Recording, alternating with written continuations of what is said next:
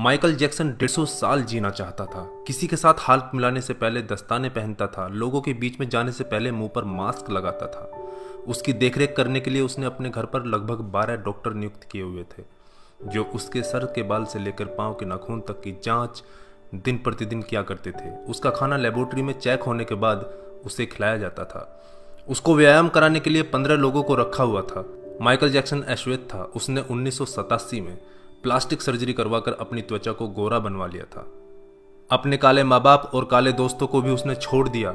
गोरा होने के बाद उसने गोरे माँ बाप को किराए पर लिया और अपने दोस्त भी गोरे बनाए। शादी भी गोरी औरतों के साथ की। नवंबर 15 को माइकल ने अपनी नर्स डेबी रो से विवाह किया, जिसने प्रिंस माइकल जैक्सन जूनियर और पेरिस माइकल कैथरीन को जन्म दिया। वो 150 साल तक जीने के लक्ष्य को लेकर चल रहा था। हमेशा ऑक्सीजन वाले बेड पर सोता था। उसने अपने लिए अंगदान करने वाले डोनर भी तैयार कर रखे थे, जिन्हें वह खर्चा देता था ताकि समय आने पर उसे किडनी, फेफड़े, आंखें, किसी भी शरीर के अंग की जरूरत पड़े तो वह उनको आकर दे दें। उसको लगता था कि पैसे और अपने रसूख के बदौलत मौत को भी चकमा दे सकता है, लेकिन वह गलत साबित हुआ। 25 जून 2009 को उसके दिल की धड़कन रुकने लगी।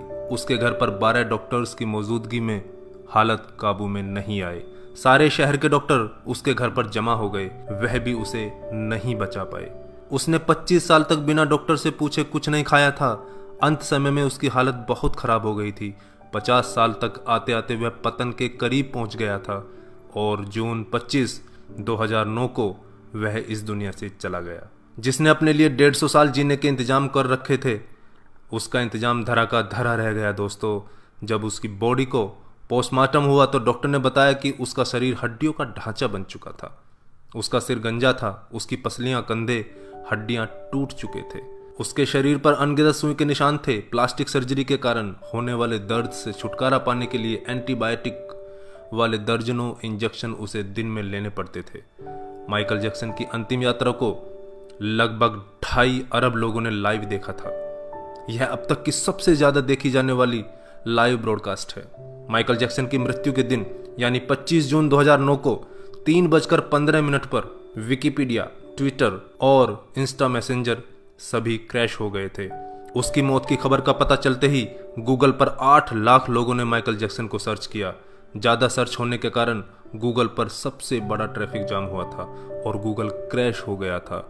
2.5 घंटे तक गूगल काम नहीं कर पाया था। मौत को चकमा देने की सोच रखने वाले हमेशा मौत से चकमा खा जाते हैं दोस्तों।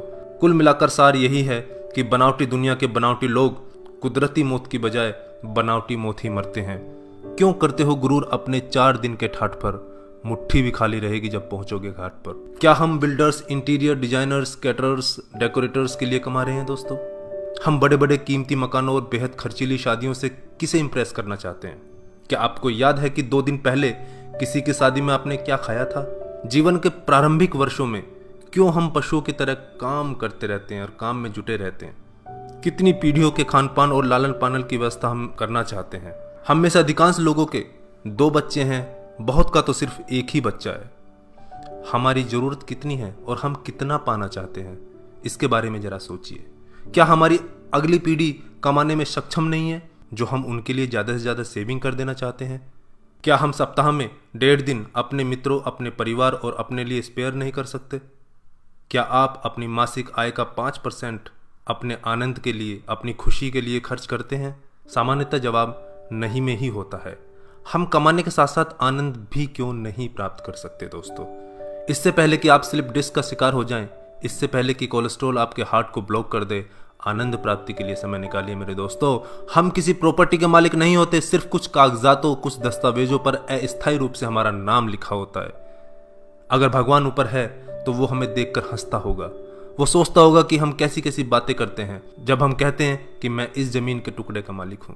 किसी के भी बारे में उसके शानदार कपड़े और बढ़िया कार देखकर राय कायम मत कीजिए। हमारे महान गणित और विज्ञान के शिक्षक स्कूटर पर ही आया जाया करते थे। धनवान होना गलत बात नहीं है, लेकिन सिर्फ धनवान होना गलत है। आइए जिंदगी को पकड़ें इससे पहले कि जिंदगी हमको पकड़ ले। एक दिन हम सब जुदा हो जाएंगे, तब अपनी बातें, अपने सपने हम बहुत मिस करेंगे। दिन, महीने, साल गुजर जाएंगे, शायद कभी कोई संपर्क नहीं रहेगा। एक रोज हमारी बहुत पुरानी तस्वीर देखकर हमारे बच्चे हमसे पूछेंगे कि तस्वीर में ये दूसरे लोग कौन हैं। तब हम मुस्कुराकर अपने अदरस आंसुओं के साथ बड़े फक्र से कहेंगे, ये वो लोग हैं जिनके साथ मैंने अपने जीवन के बेहतरीन दिन गुजारे थे। मेरे दोस्तों, जीना सीखिए। धन्यवाद। जय हिंद।